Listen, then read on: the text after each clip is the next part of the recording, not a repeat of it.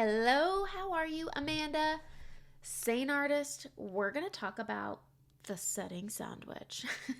This is a technique that I named the setting sandwich. My friend told me about it. I tried it. I've been using it for weeks and I've been loving it because I have oily skin and I jump from dewy to greasy pretty fast, and I always have to touch my makeup up with my setting powder. I keep one in my purse, and usually twice a day I go in and just touch up the greasy spots.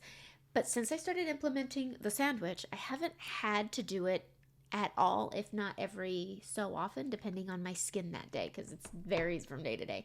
Now, this is something you can do with a pressed powder. I'm using Seint's Vanilla Dust. This is well pressed, fine powder. I find the least texture created with powder. Powder will always create texture because anytime you add powder to anything, think of gravy, thickens things right up. When you put powder in it, flour, essentially the same thing with your makeup. So this is well pressed, fine, good stuff, but some people do prefer loose powder. I do sometimes use it. I use the Laura Mercier translucent powder. I do really like it. And get yourself a setting spray. I like De-Slick for the extra greasy girls. Me.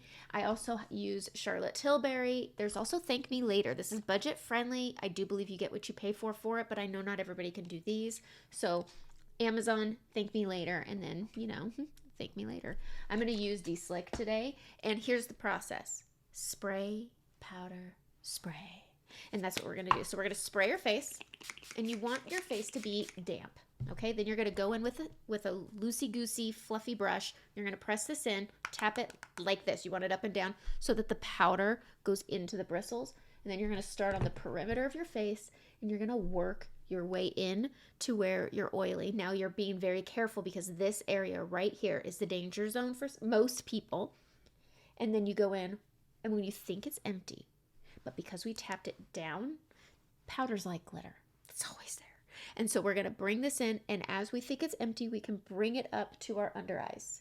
It's in there, okay? It's in there. Trust it. That's it. Then you're going to go in with your setting spray again. We're going to dampen the face again. This is the trick. This is what takes that texture away that the powder creates.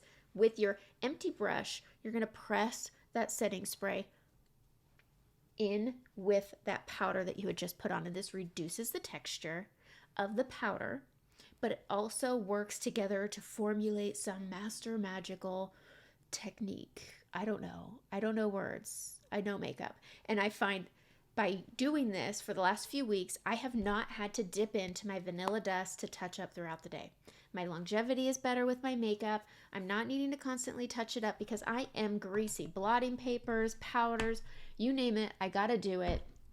But doing the setting sandwich has saved the day for me, especially on those busy days when I just don't have time to sit and look in a mirror and do diddly squat. I had time in the morning. I don't have time anymore. But doing the setting sandwich, this hair, I'm sorry, I think it's fun. But this is a really great technique you should try. So fluffy brush, grab a setting powder, and grab your setting spray. And try the setting sandwich. Powder will always create texture, but finishing off with that spray makes everything last longer and then takes away a lot of that texture that can be created with powder. And that's it.